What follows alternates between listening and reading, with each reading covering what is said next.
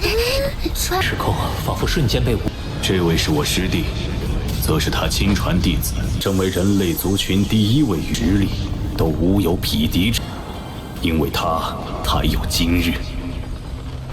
老师，大师傅，群定能御。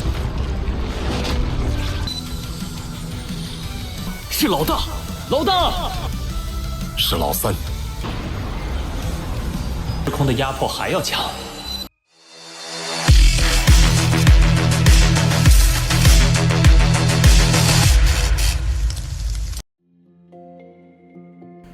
Halo semuanya, selamat datang di Ruang Sinema. Bagaimana kabar kalian semua? Semoga selalu sehat dan baik-baik saja. Sesuai jadwal, jadi pada hari ini kita akan kembali melanjutkan series Donghua Penakluk Bintang episode terbaru, yang mana ini adalah episode yang ke-220-nya. Bagi yang baru bergabung dengan series ini, kita sudah sediakan playlistnya. Jadi kalian bisa mudah mencari di mana episode awal dari series ini. Sebelum kita mulai episode terbarunya, kita akan melihat dulu apa saja yang terjadi pada episode sebelumnya. Lo Fang telah memahami arti-arti dari tempat ini dan bagaimana cara dia untuk meningkatkan kemampuannya melalui patung dari Dewa Binatang. Tidak hanya jalan dari Dewa Binatang saja, namun kini inti dari Dewa Binatang dan mudah Lo Fang pahami. Berkat semua itulah dia mengalami perkembangan kekuatan yang luar biasa. Tantangan pun dia berikan kepada Tiazong Singkong. Pertarungan singkat terjadi di antara mereka. Dalam pertarungan itu, Lo Fang benar-benar mengerahkan segalanya. Pada awalnya, Tiazong Singkong sempat unggul, tapi Lo Fang berhasil membalikkan keadaan dengan sangat mudah. Hingga akhirnya dia pun berhasil menang. Dan begini, maka sesuai janji, Tiazong Singkong memberikan hadiah kepada Lo Fang berupa armor dari monster tanduk emas. Tidak hanya itu saja, karena Lo Fang sudah setuju bergabung dengan aliansinya, jadi pedang pembunuh bulan juga diberikan kepadanya. Sekarang kita akan melanjutkan episode terbarunya. Oh ya, episode ini merupakan time skip dari movie keduanya. Dan episode kali ini merupakan cerita setelah movie keduanya. Karena itulah Lo Fang memberitahu kita kalau adegan pertarungan sengit dengan berbagai makhluk perkasa dari berbagai ras ia lakukan selama pergerakan di bintang primordial. Pertarungan itu masihlah Lo Fang ingat, tapi semua itu telah berakhir. Dialah sosok yang sudah diakui oleh penguasa alam semesta. Ia juga telah berhasil merebut kembali kedaulatan atas bumi. Selain itu, Lo Fang juga telah berhasil menyelesaikan buku rahasia tingkat ke-9 dari Menara Bintang. Ia juga memiliki pedang baru bernama Juga, yang merupakan harta karun tertinggi. Bisa dikatakan kalau sekarang Lo Fang telah memasuki puncak alam semesta. Tapi di tengah semua itu, penguasa kota kekacauan menghubungi dirinya. Jadi Lo Fang pun memutuskan untuk datang menemuinya. Ia penasaran mengenai alasan gurunya memanggil dia kemari. Tapi ada kekuatan hukum yang tak stabil telah datang, tapi itu tidaklah berbahaya karena tidak memiliki niat membunuh. Sosok besar pun muncul di mana ia merupakan penguasa naga. Lo Fang cukup mengenalnya karena berkat bantuan dari penguasa naga lah dia berhasil lepas dari pengepungan 3 ras kepadanya. Penguasa naga memuji Lo Fang karena ia mampu melihat wujud aslinya secara langsung. Long Xing juga kenal dengan guru Lo Fang. Yang kemari tidak hanya Long Xing saja, namun sesaat kemudian ada adik dari penguasa kota kekacauan yang bernama Bing Feng dan merupakan penguasa es. Hanya saja ia merupakan sosok yang begitu dingin, bahkan tidak menyapa Lo Fang sedikit pun. Walaupun begitu, dia telah melakukan banyak kontribusi besar kepada klan. Sesaat kemudian ada tamu lainnya yang juga telah hadir, di mana kekuatannya sempat mengejutkan Lo Fang. Bagaimana tidak, tempat ini seketika saja diselimuti oleh kegelapan yang cukup pekat. Ini sangat berlawanan dengan aura lembut milik gurunya. Ini juga merupakan adiknya yang bernama Penguasa Kegelapan. Ia kemari bersama dengan muridnya bernama Penguasa Yu Hao.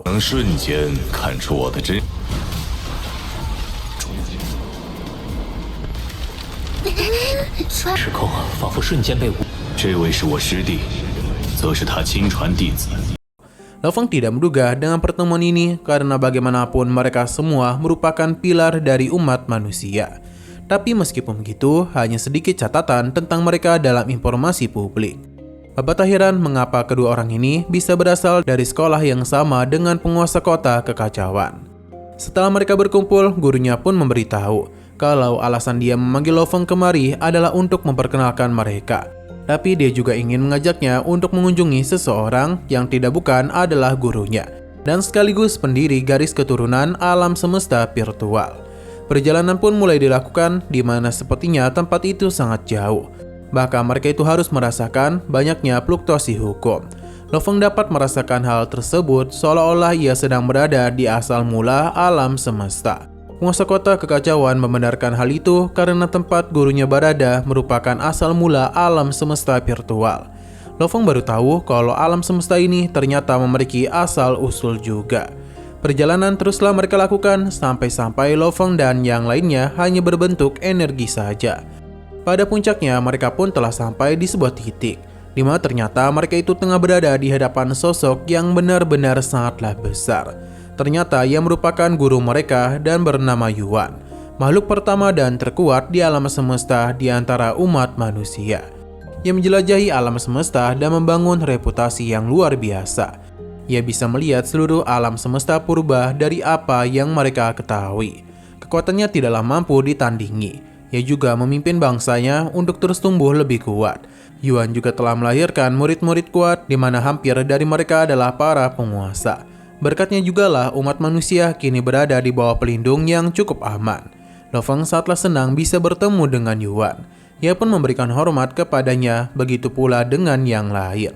Atas perintah gurunya, Tuan Penguasa Kota Kekacauan terus melindungi umat manusia selama bertahun-tahun. Dan berkat kehadiran Lo Feng, Penguasa Kota Kekacauan merasa yakin kalau ras manusia mereka akan tumbuh semakin kuat. Mereka teruslah memandangi Yuan sebab sudah cukup lama para muridnya tidak kemari. Hingga sesaat kemudian, Lo Feng bersama yang lainnya pun pergi. 身为人类族群第一位于实力都无有匹敌之，因为他才有今日。老师，群定能预防。 Berhubung leluhur mereka itu pernah menjelajahi seluruh alam semesta, Lo Feng pun penasaran bagaimana ia bisa binasa. Ternyata Yuan belum binasa karena meskipun dia merupakan sosok yang kuat, tapi Yuan masih ingin mencari penerobosan. Ini pun dianggap sebagai tantangan kepada aturan asli alam semesta, sehingga dia itu harus menerima hukum. Bahkan hukum alam semesta pun tidak bisa menghentikan kemajuan dari Yuan. Ia melanjutkan perang melawan asal mula alam semesta. Tapi pada akhirnya Yuan harus ditekan secara permanen oleh asal mula alam semesta. Lo Feng penasaran apakah ada cara untuk melindungi diri. Sayang sekali itu tidak ada. Sejak guru mereka ditekan, rasa lain mulai bangkit. Mereka kini mampu bersaing dengan umat manusia. Alasan mengapa gurunya membawa Lo Feng kemari adalah untuk memberitahunya kalau tanggung jawab besar untuk bisa membawa umat manusia bangkit kembali kini berada di pundak mereka. Lo Feng paham dan terlihat kalau mata Yuan sempat bergerak dan juga memanggil nama Lo Feng. Lo Feng. Sino berpindah ke bumi di mana sudah cukup lama kita tidak kemari. Lo Feng bersama Susin tengah menikmati waktu bersama. Setelah 100.000 tahun perkembangan penduduk bumi kini telah tumbuh pesat. Populasi mulai menyebar ke seluruh alam semesta. Sebuah fakta mengejutkan juga telah dimulai di mana bumi memiliki kemungkinan yang sangat tinggi untuk bisa menghasilkan individu-individu yang kuat. Bahkan sekarang tingkat bintang dan tingkat kosmik sudah cukup umum ditemukan di bumi. Padahal dulu sangatlah sulit mencapai hal tersebut. Termasuk Lo Feng, Hong, dan Lei Shen sudah ada 11 dewa abadi di bumi. Kini penduduk bumi telah bangkit dan akan menjadi lebih kuat di masa depan nanti. Kita lalu dibawa ke cagar alam perkotaan nomor 3 di mana Lo Feng tengah bersantuy. Meskipun dia telah memasuki dewan tertinggi dari umat manusia, tapi ia masihlah belum terlalu tenang, terutama kepada para pemimpin kosmik, seperti penguasa pedang terpencil, aliansi tentara bayaran yang dipimpin oleh Lord Kingdong, bahkan galaksi alam semesta yang dipimpin oleh Lord Penggong, dan kekuatan besar lainnya yang terpaksa dipukul mundur dari bumi. Menenangkan mereka bukanlah tugas yang mudah untuk Lo Feng, karena itulah dia harus menjadi lebih kuat, supaya bisa mendapatkan lebih banyak pengaruh bagi bumi. Selama di bumi, Lo Feng teruslah mengingat masa-masa dulunya. Bahkan ia juga tidak pernah melupakan jasa dari teman-temannya yang telah rela mengorbankan diri mereka untuk bisa melindungi bumi. Setelah semua itu ia mencoba 15 sayap miliknya, tapi ini jauh lebih sulit dari perkiraan Lo Feng. Setidaknya butuh 12 tahun baginya untuk bisa menguasai level kedua dari teknik itu. Lo Feng melihat seberapa mengerikan kekuatan dari sayap itu. Saat Lo Feng mencoba teknik tersebut, terlihat kalau di sisi lain para seniornya dulu kini tengah melakukan perjalanan. Mereka tidaklah sengaja melihat kekuatan dari Lo Feng, padahal jarak dari tempat itu sangatlah jauh. Kekuatan Lo Feng juga sampai di planet lain, di mana para pelayannya tahu itu adalah kekuatan bos mereka. Hong bersama bininya juga dapat melihat hal tersebut. Kekuatan Lo Feng teruslah meluas hingga mampu mencapai 80 tahun juta cahaya. Semua yang berada dalam jarak tersebut berada di bawah kendali Lo Feng. Kekuatan ini sangatlah mengerikan dan untungnya dia dapat mengendalikan kekuatan tersebut. Karena jika tidak, planet-planet yang ia jangkau pasti sudah lama hancur. Kekuatan ini jauh lebih kuat dari teknik pengendalian ruang waktu. 是老大，老大！是老三。时空的压迫还要强。 Mabata memberitahu kalau Lo Feng bisa mencoba kekuatannya di tempat tanpa kehidupan. Alhasil Lo Feng langsung saja mencoba kekuatan tersebut. Di mana kini dengan perkataannya saja dia itu mampu menghancurkan planet tersebut dalam satu kali perintah. Padahal jarak Lo Feng itu 7 tahun cahaya dari bintang tersebut. Dengan teknik itu maka tidak akan ada lagi yang meragukan dia kalau Lo Feng adalah penguasa alam semesta. Lo Feng memberikan teknik kedua itu nama sebagai Kerajaan Emas. Tapi sayang sekali dilihat dari ukiran pada sayap itu sepertinya masih ada bagian yang hilang. Jadi karena itulah dia harus menemukan bagian lain agar bisa melepaskan kekuatan sejati dari sayapnya. Sesaat kemudian, Lo Feng menerima pesan dari Dewa Leluhur, di mana Lo Feng diminta untuk segera datang karena asal mula alam semesta yang agung menunggu tanggapannya. Karena hal itulah Lo Feng pun pergi ke hadapan istana Dewa Leluhur. Baru saja tiba, ia langsung saja dibawa menggunakan kekuatan dari tempat itu. Di mana dengan ini Lo Feng bisa melakukan pergerakan yang sangat cepat melintasi berbagai daerah dengan sangat mudah. Hingga pada akhirnya Lo Feng pun sudah tiba di hadapan istana Dewa Leluhur yang sesungguhnya. Lo Feng juga dibawa masuk ke dalam kuil leluhur mereka, karena bagaimanapun Dewa Leluhur tengah menunggunya. Ia menyambut kedatangan Lo Feng dan ingin mendengar perkataannya. Kalau sebelum mencapai tingkat alam semesta, teknik yang digunakan itu terhubung pada kemampuan asli pemilik lain.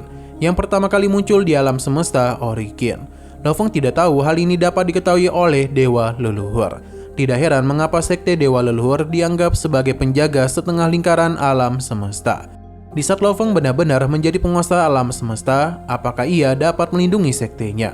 Karena bagaimanapun Lo Feng itu telah berada di pinggiran luar sekte Dewa Leluhur dalam waktu yang lama. Jadi sekarang dia itu memiliki misi untuknya, di mana ini tidaklah melibatkan umat manusia. Mendengar hal itu Lo Feng paham dan setuju. Karena itulah Dewa Leluhur mulai melakukan sesuatu, di mana asal mula alam semesta telah mengatakan kepada Dewa Leluhur kalau ada perubahan di alam misteri primordial, yang mana itu akan merugikan alam semesta tersebut. Demi asal-usul alam semesta yang agung, Lo Feng pun diminta untuk mengambil benda ini, demi bisa menyelidiki seluruh alasan di balik musnahnya semua kehidupan yang memiliki mata merah. 便可为我护教神神教外围已久。我自当遵行。群，你可愿意？ Tapi sayang sekali lagi seru-serunya, episodenya ini harus bersambung dulu. Namun sebelum kita akhiri, seperti biasa kita akan melihat preview bagian selanjutnya. Lo Feng telah menjalankan misinya, di mana dalam perjalanan itu Lo Feng menemukan sesuatu yang menarik, dan ia juga telah memberikan sesuatu kepada kenalannya. Dia harap hal itu dapat membantunya menjadi lebih kuat. Tidak hanya itu saja, namun kita juga diperlihatkan oleh sosok-sosok kuat yang sepertinya memiliki hubungan dengan misi Lo Feng kali ini. Lawannya sepertinya bukan satu sosok saja, namun beberapa ras lain. Bahkan penguasa aliansi binatang langit berbintang juga merasakan hal yang tidak beres pada kali ini.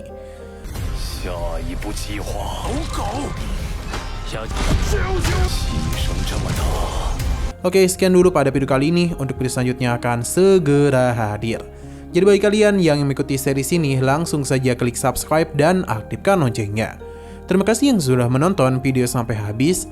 Jika kalian suka pada video ini, klik like dan share ke teman-teman kalian tentang channel ini. Dan ditunggu aja kelanjutannya. Oke, sampai jumpa di video selanjutnya.